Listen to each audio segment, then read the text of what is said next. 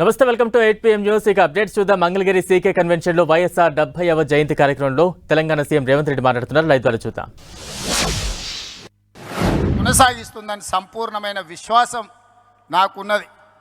99లో వైఎస్ఆర్ను చూసిన చాలామంది పెద్దలు ఈ వేదిక మీద ఉన్నారు, ఉమ్మడి రాష్ట్రంలో ప్రజలు ఉన్నారు.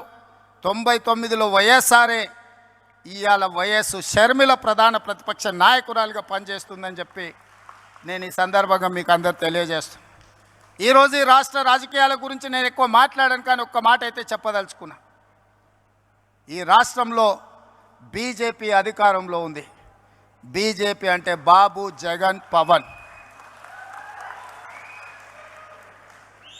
ఈ రాష్ట్రంలో ప్రతిపక్షం లేదు. ఈ రాష్ట్రంలో ఉన్నది మొత్తం పాలకపక్షమే. బాబు గారు మోడీ పక్షమే, జగన్ గారు మోడీ పక్షమే, పవన్ గారు మోడీ పక్షమే. మరి అంతా పాలకపక్షమైనప్పుడు ప్రతిపక్ష పాత్ర ప్రజా సమస్యల మీద మాట్లాడాలి, నిలదీయాలి, కొట్లాడాలి అని అంటే ఒక నాయకులు కావాలి. ఆ నాయకురాలే వైఎస్ షర్మిల. ఈ ఆంధ్రప్రదేశ్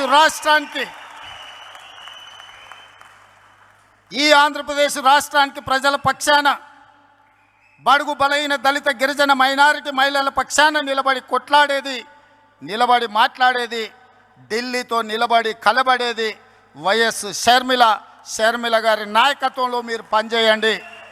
తప్పకుండా 2029లో రాజశేఖర రెడ్డి గారు ఏ విధంగా అయితే 1984లో ప్రస్తావన మొదలుపెట్టి 2004లో 20 సంవత్సరాలు కొట్లాడి ఆనాడు ఉమ్మడి ఆంధ్రప్రదేశ్కు ముఖ్యమంత్రి అయిందో, 2009లో ఈ ప్రస్థానం మొదలుపెట్టి 2029లో ఆంధ్రప్రదేశ్ రాష్ట్రానికి వైఎస్ షర్మిల ముఖ్యమంత్రి అవుతుంది.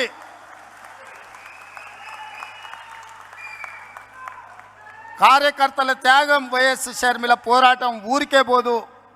ప్రజలు నిశితంగా గమనిస్తున్నారు. 2029లో ఈ దేశానికి రాహుల్ గాంధీ గారు ప్రధానమంత్రి అవుతారు. ఆంధ్రప్రదేశ్లో కాంగ్రెస్ పార్టీ అధికారంలోకి వస్తుంది. ఇదే వైఎస్ఆర్ చివరి కోరిక. ఈరోజు చాలామంది ఆయన పేరు మీద అన్ని రకాల లబ్ధి పొందిన కుటుంబ సభ్యులుగా వారసత్వం రాదు. ఆశయాలను మోసినప్పుడే వారసత్వం వస్తుంది. ఆశయాలను మోసే వాళ్ళనే వారసులుగా ఈరోజు మనం గుర్తించాలి, గౌరవించాలి. వైఎస్ఆర్ ఆశయం ఈ దేశంలో కాంగ్రెస్ బలంగా ఉండాలి.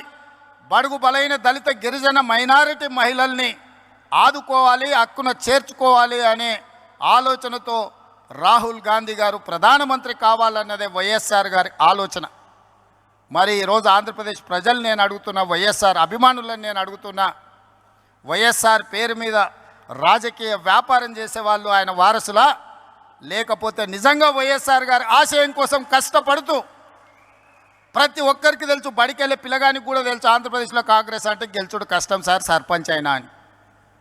సర్పంచ్ గెలవడానికి కష్టమైనా పర్వాలేదు, నేను కష్టపడతా అని ముళ్ళబాట ఎన్నుకున్నది వైఎస్ షర్మిల. కాంగ్రెస్ పార్టీ జెండా మోస్తుంది అని అంటే కేవలం వైఎస్ఆర్ ఆశయాన్ని కొనసాగించడం కోసమే ఈరోజు వైఎస్ షర్మిల బాధ్యత తీసుకున్నారు. తెలంగాణ రాష్ట్ర ముఖ్యమంత్రిగా, తెలంగాణ కాంగ్రెస్ పార్టీ అధ్యక్షుడిగా గాంధీ కుటుంబానికి వారిచ్చే ఆదేశాలను పాటించేవాడిగా 100% మీకు అందరికి అండగా నిలబడతాం. షర్మిల గారికి తోడుగా నిలబడతాం. ఆంధ్రప్రదేశ్లో కాంగ్రెస్ను గెలిపించడానికి, కాంగ్రెస్ పార్టీ కార్యకర్తలను కాపాడుకోవడానికి, ఎలాంటి కార్యాచరణ తీసుకోవడానికైనా మేము సిద్ధంగా ఉన్నాం.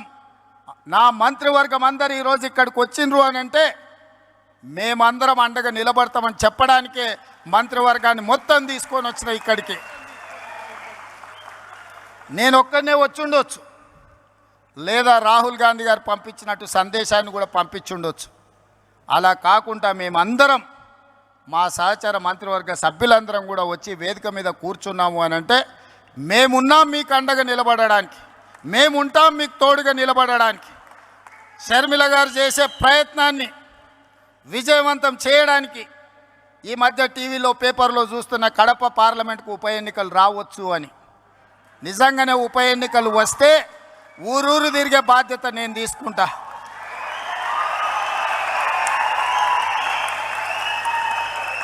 కడప పౌరుషాన్ని ఢిల్లీకు చాటే సందర్భం వస్తే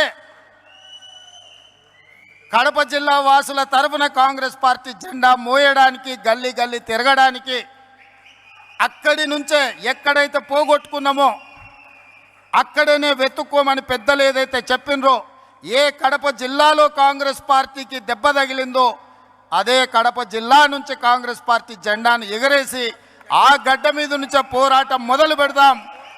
మీరందరూ కలిసి రండి, మేము అండగా నిలబడతామని తెలియజేస్తూ మీ అందరి దగ్గర సెలవు తీసుకుంటున్నా. జై కాంగ్రెస్, జై కాంగ్రెస్, జై కాంగ్రెస్. తెలంగాణ ముఖ్యమంత్రి గారికి ఒక మెమోంటోని ఇవ్వడం జరుగుతుంది. దయచేసి అందరూ కూర్చోవాలి. సభా కార్యక్రమాలు అయ్యే వరకు కూర్చోవాలి ప్లీజ్. తెలంగాణ ముఖ్యమంత్రి గారికి ప్రదేశ్ కాంగ్రెస్ కమిటీ అధ్యక్షురాలు షర్మిలారెడ్డి గారు, పెద్దల కేవీపీ రామచంద్రరావు గారు ఒక మెమోంటోను ప్రజెంట్ చేస్తున్నారు. ఆ తర్వాత ఈ కార్యక్రమానికి వందన సమర్పణ చేయవలసిందిగా మస్తాన్ వాలి గారు, గౌరవ మాజీ శాసనసభ్యులు వారిని కోరుతున్నాం. మస్తాన్ వాలి గారు. సభాధ్యక్షులు సిడబ్ల్యూసి మెంబర్ పెద్దలు గిడుగు రుద్రరాజు గారికి, మరి ప్రజానాయకుడు దివంగత ముఖ్యమంత్రి శ్రీ వైఎస్ రాజశేఖర రెడ్డి గారి జయంతి కార్యక్రమానికి మరి